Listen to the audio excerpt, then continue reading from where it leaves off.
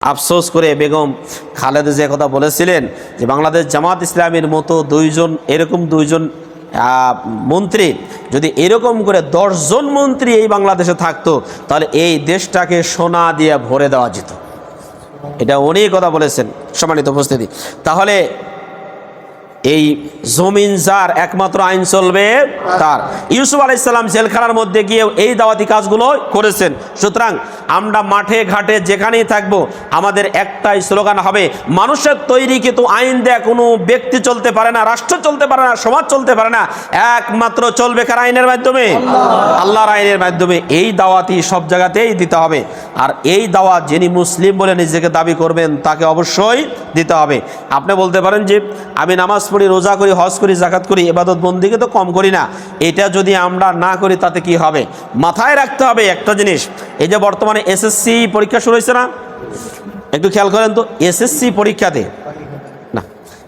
পরীক্ষাতে শুরু হয়েছে, দাখিল পরীক্ষার 1400 মার্কের পরীক্ষা হয়, আর হচ্ছে স্কুলে হয় 1200 মার্কের। এই 1200 মার্কের পরীক্ষার মধ্যে একটা সাবজেক্ট আছে ইসলাম শিক্ষা বা নৈতিক শিক্ষা। এই নৈতিক শিক্ষা সাবজেক্টটাকে তারা 4th সাবজেক্ট হিসেবে মনে করে কিন্তু এটা কম্পালসারি সাবজেক্ট, পাস করতেই হবে।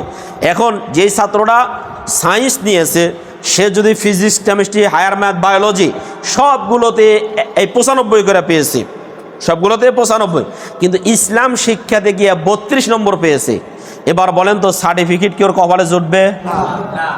তোর তো সহজ সাবজেক্ট একটা, সার্টিফিকেট কপালে জুটবে না। কমপক্ষে ওরা 33 মার্ক পেতে হবে, তারপরে না সার্টিফিকেটটা কপালে জুটবে। অন্যগুলোতে 100-এ 100, নামাজে 100, রোজাতে 100, হজেতে 100, এরপরে জাকাত দেওয়ার ক্ষেত্রে 70-80 আছে, কিন্তু ইসলামী আন্দোলন করার ক্ষেত্রে তথা আল্লাহর জমিনে আল্লাহর দিন কায়েম করার ক্ষেত্রে গিয়া 32 নম্বর। এবার বলেন তো, আপনারা বলেন জান্নাতে যাওয়ার সুযোগ আছে?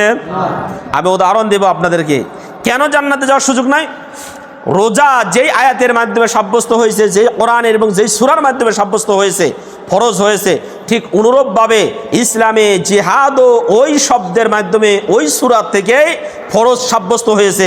সুতরাং একই আয়াতের মাধ্যমে বা একটা সূরার মাধ্যমে রোজা ফরজ হলো, এটাকে আমরা খুব ভালোভাবে পালন করলাম, কিন্তু জিহাদের কথা ফরজ হয়েছে, জিহাদটা আমরা মানলাম না, তাহলে কি জান্নাতে যাওয়ার সুযোগ আছে?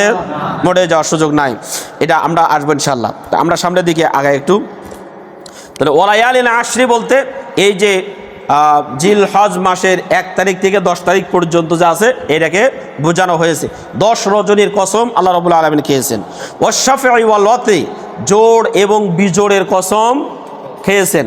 জোড় এবং বিজোড়ের, জোর বলতে কি, বিজোড় বলতে কি, এই বিষয়গুলো নিয়ে অনেক কথা আছে, আমরা ওদিকে যাব না। শুধু এতটুকু বলি,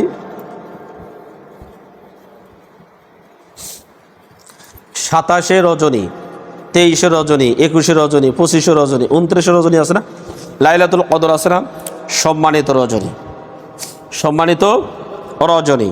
এই সম্মানিত রজনীগুলোরও অনেক মর্যাদা, অনেক ফজিলত রয়েছে। আবার জোর বলতে এই যে 10ম তারিখ যে আছে, যেটা একটু আগে বললাম, এই 10ম তারিখকে জোর বলতে এটা বোঝাইছেন। অনলাইনে ইদা ইয়াসরি, আর একটা জিনিসের কসম খেয়েছেন,